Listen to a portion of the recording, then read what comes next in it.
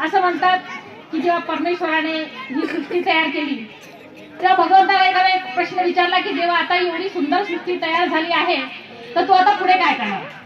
तेव्हा भगवंताने एक सुंदर उत्तर दिलं, आता यापेक्षा जर काही सुंदर आणि उत्कृष्ट जर असं काही बनत असेल तर ती म्हणजे स्त्री आणि स्त्री.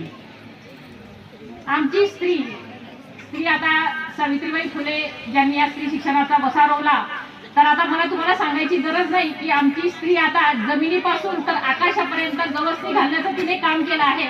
आणि मला असं वाटतं की आजपर्यंत असं कुठचंच क्षेत्र नाही की जिथे स्त्री नाही.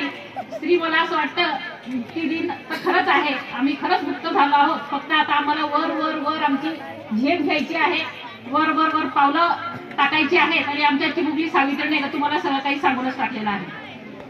स्त्री ही एक मायेची अशी मूर्ती आहे, आभाळाची छाया, समुद्राची माया घेऊन जन्मलेली ही एक स्त्री आहे.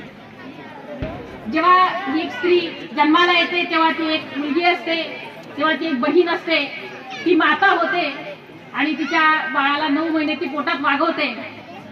9 महिने झाल्यानंतर ती नुसतीच काही त्या बाळाला वागवतच नाही, पण तिची संस्काराची नाळ त्या बाळासोबत जुळलेली असते आणि तिला तो एक मातृत्वाचा दैवी मान मिळालेला असतो.